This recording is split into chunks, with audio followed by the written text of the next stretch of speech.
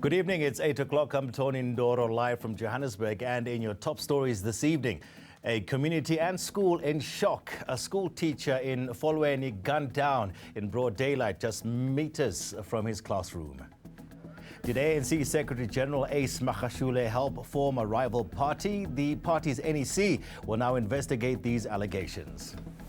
A lack of beds and staff. Employees at the Mamelodi Hospital speak out as the Human Rights Commission pays an unannounced visit demanding answers. A teacher has been shot dead in front of his pupils at a Durban school. Sibongiseni Nyawose had just arrived at Masuku Primary in Folweni when he was confronted by a gunman. The motive for the crime isn't known yet. Desantathia has more.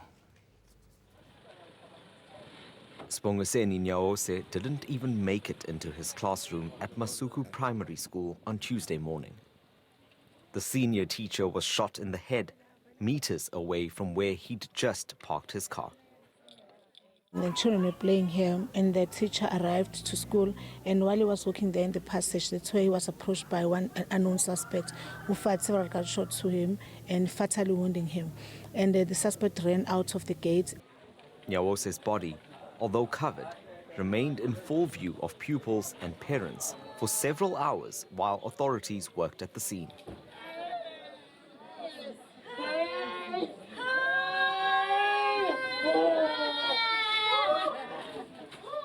When his body was finally removed, shocked silence was replaced by the sound of collective grief.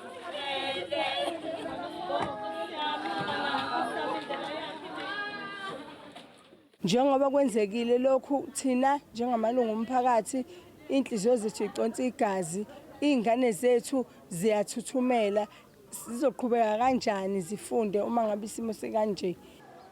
The KwaZulu-Natal Education MEC, Kwazi Mshengu, has sent his condolences, promising that safety in schools will be prioritized.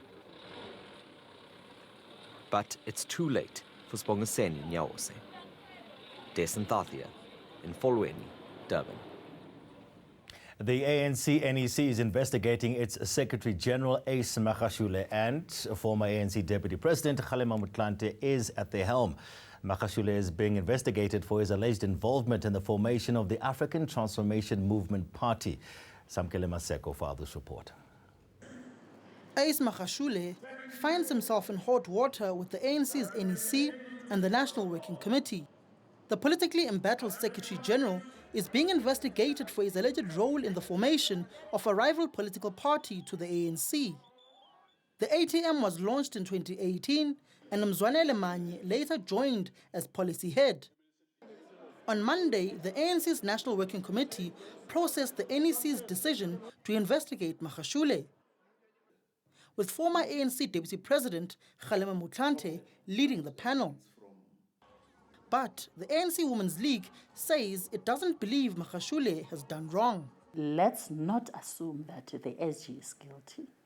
It will be towards or at the end of the investigations where we get the truth in terms of this matter. But for now, I don't believe that the ANC SG can do such.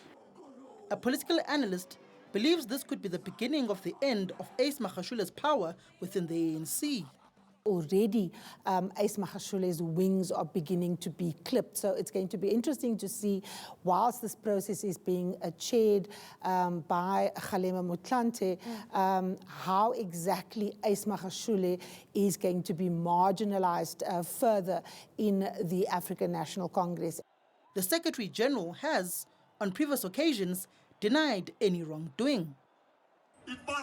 He's also denied being part of any plan to form splinter political parties. We are ready for that battle. Kgalema Motlanthe, Johannesburg. Medical staff at the Mamelodi Hospital have broken their silence. This after an elderly woman, Martha Murray, was tied to a steel bench there for 8 hours. They say it was because of shortage of beds and staff. Meanwhile, the South African Human Rights Commission has inspected the hospital. Liranzu Temba has the story. Unannounced and demanding answers. Human Rights Commission officials inspecting the hospital that's been marred by controversy. And medical staff here are holding no punches in describing their dire working conditions. Overcrowding. The patients become so irritable with us, impatient with us, blaming us. And many times we need to even close the casualty that we're not able to cope because we don't have the beds, we don't have sufficient, even manpower. Last month, 76-year-old Martha Murray was humiliated and tied to this bench for 8 hours. The patient was restrained sitting up, and as they were admitting that the patient was, the confusion was setting in. She was trying to remove the restraints. When we tried to remove the restraints at the end. Okay, she's sitting here. How is she restrained? But the South African Human Rights Commission isn't buying this explanation. If we do not find that explanation plausible, we are still of the view that her rights were infringed, and we will continue with our litigation against the department. We are also amenable to settling this matter out of court. 5 people, including 3 doctors, a nurse and a security guard, are on special leave for their role in tying up Martha Murray. Leranzo Temba, Pretoria. Mfuleni municipality says its workers affected by a sewage spillage will be taken to the head office for now. Workers downed tools last week due to the unbearable working conditions. Kgalema Motlanthe has more. An unsightly scene as you walk into the basement. A sewage spillage has forced workers to vacate this building used by the Mfuleni municipality in Vanderbilt Park. These desks remain unoccupied as workers have downed tools, saying no more. In the past 2 weeks, I had an asthma attack in the lift. So it's not easy to come to work while you know you're going to inhale something. I have constant headaches and my chest as well. I kept on having short breath, it gets blocked. The beleaguered municipality says it's forking out 4 million rand every month in rent for the building. But what's going on here? There's a sewer overflow in the building. So the workers felt they can't take it anymore because it has been an issue that they've been raising it. The council says it has limited resources and the building's infrastructure is decaying. It's also attending to cases of workers who are sick because of the environment. This morning we had a meeting with the municipal manager as well as the mayor, wherein a decision has been taken that of immediate interest is to find alternative buildings. The municipality was placed under administration last year.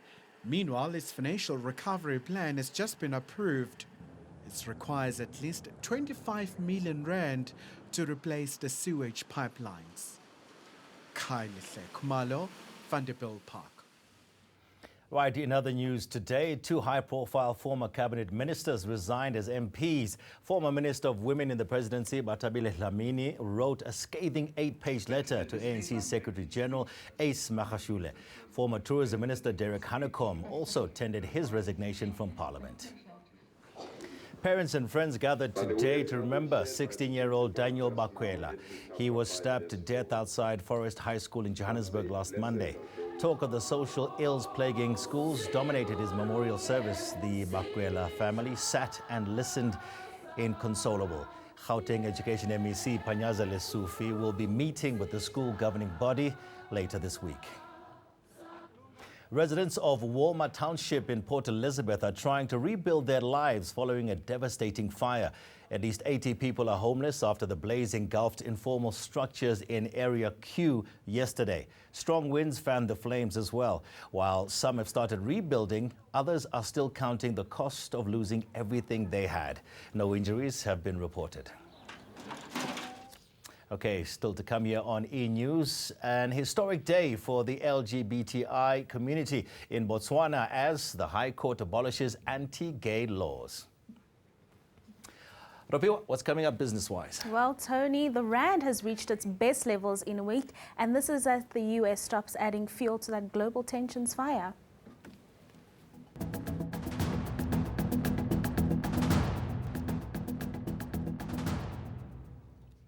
Right, welcome back. It's time now for business news with Ropiwa.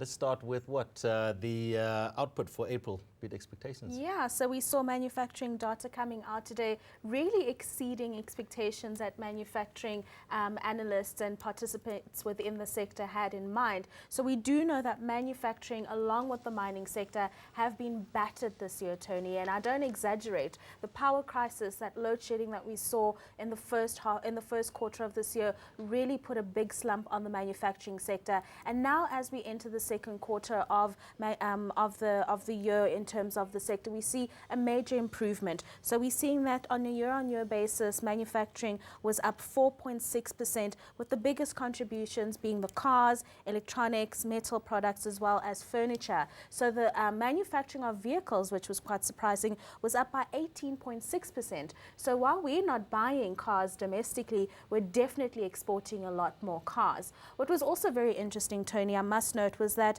clothing and footwear sectors decreased quite a bit. So it just indicates to the health of the consumer. Consumers are just not spending money on clothing and footwear as they normally would in a normal economic environment. So we are seeing that the power issues did ease because of that emergency bailout fund that government put through in March. It was 5 billion rand given to Eskom just so that it could continue with operations as well as mitigate against those issues against load shedding.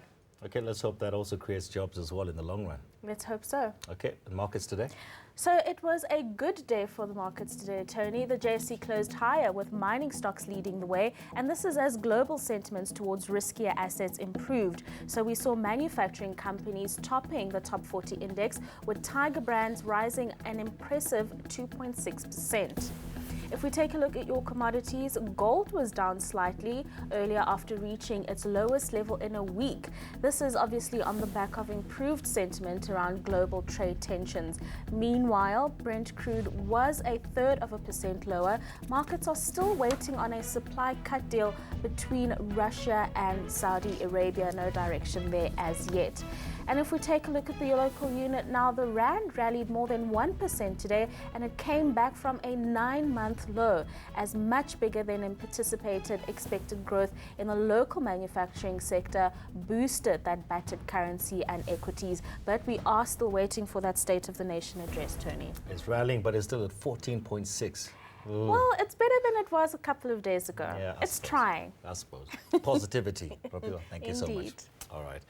Right, let's take a look at news from beyond our borders now, and we'll start in Botswana, where the High Court in Gaborone has ruled unanimously in favor of changing the law to decriminalize gay sex. The legislation against homosexuality was imposed in 1965 during the colonial era. Under the law, any persons engaging in consensual same-sex relationships could face up to 7 years in prison. And a high court in Botswana has decriminalized homosexuality, and that was a story we were talking about there. But right now, I'll tell you what, more bodies have been recovered in that accident in Danube, on the Danube River, and that's, of course, in Hungary. After the break, Candice is standing by at our weather center. She's going to bring us the weather details. And then, Boots. Well, there's Candice. Boots, passport, belts, and even credit cards. These are just some of the late actor Burt Reynolds' belongings that are under the hammer.